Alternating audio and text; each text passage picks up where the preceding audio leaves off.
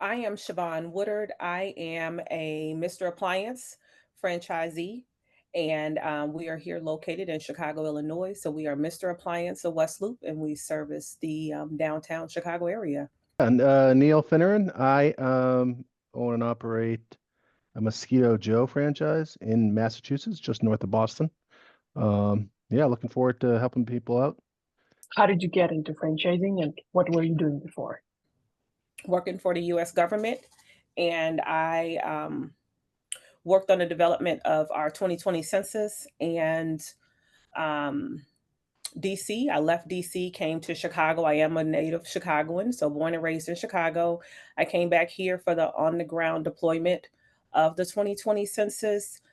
So I ran several of the operations. And in 2022, my last operation wrapped up, and I decided to move on from the Census Bureau and take some time off because I worked on the census for about 6 or 7 years.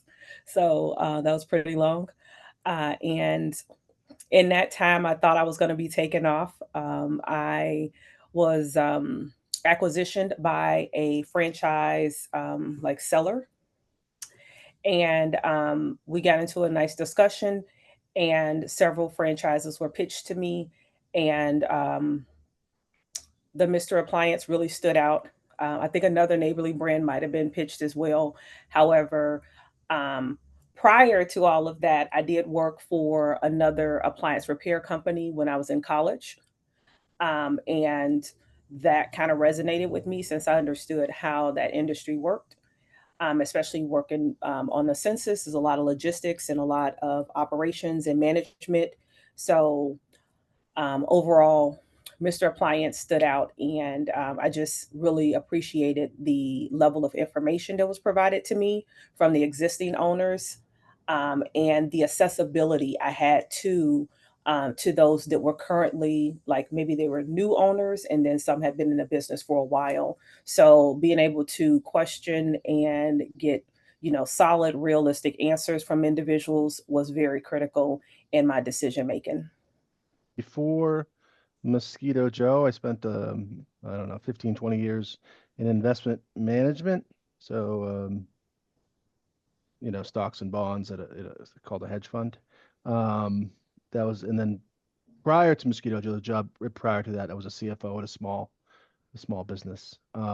We sold that business, the prior company, and so I was looking for the next thing. Um, and it's some franchise concepts run by me, by some brokers.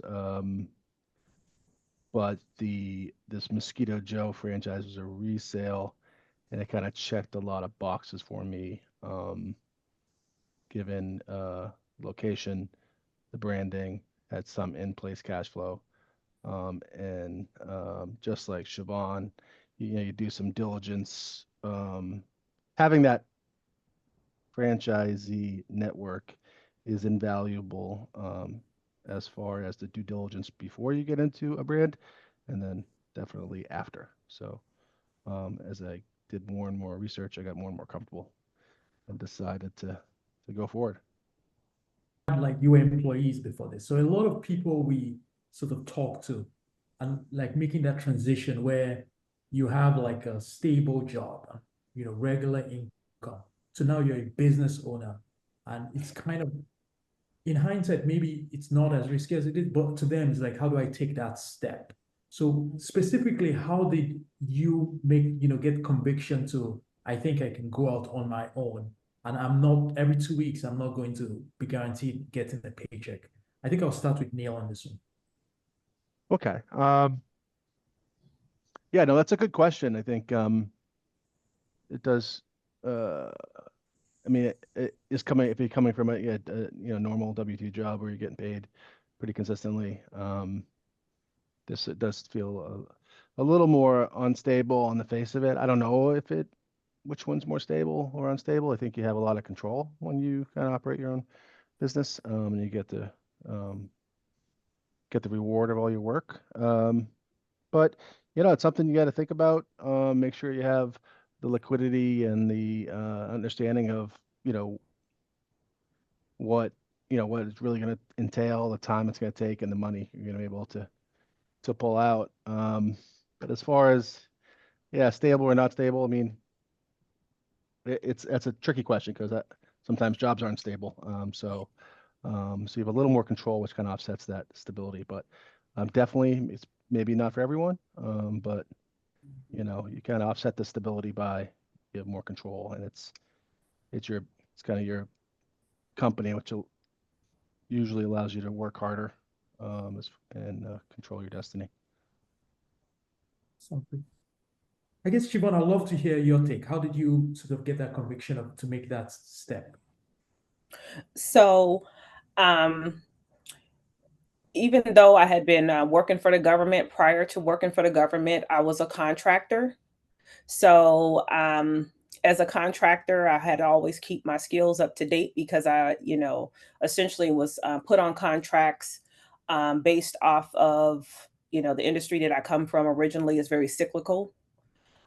So ensuring that I was competitive was always critical, right? So as far as having a stable, I don't think I've ever really had that. I am a military veteran, so I think instability is somewhat of a commonplace where I'm used to being able to move around and just be in dynamic situations that can in some cases have ambiguity to them, or where I have to just find my way through. So I would be lying if I didn't say I was not preparing myself for an entrepreneurial journey.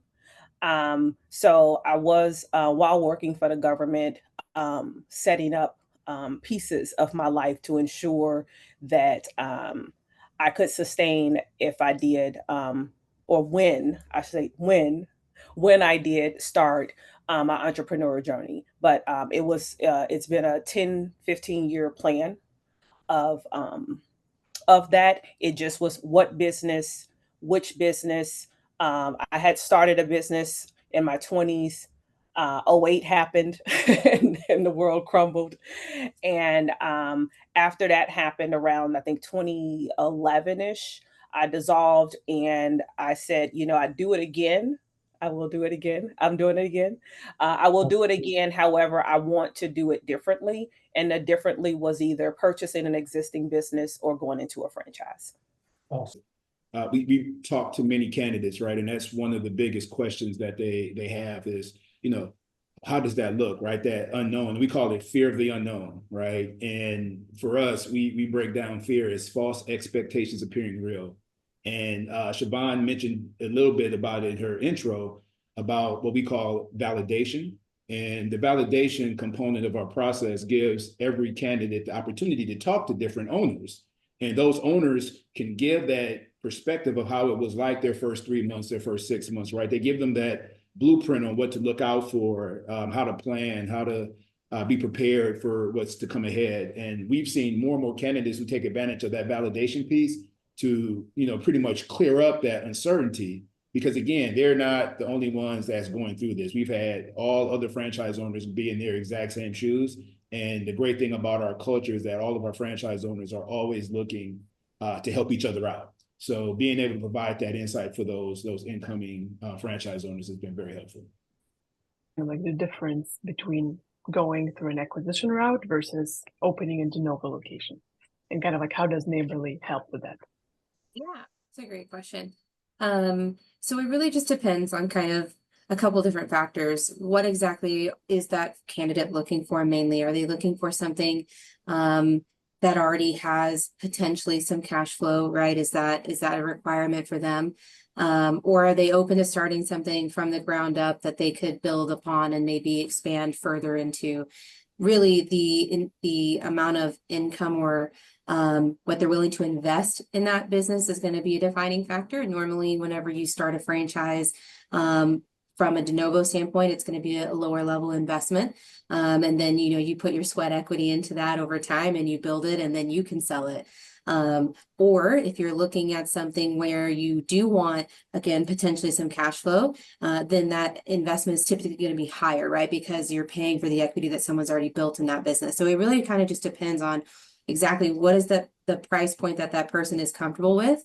And then, you know, why do they want that, right? Is it because they want to take something that someone's already built and then expand it even further?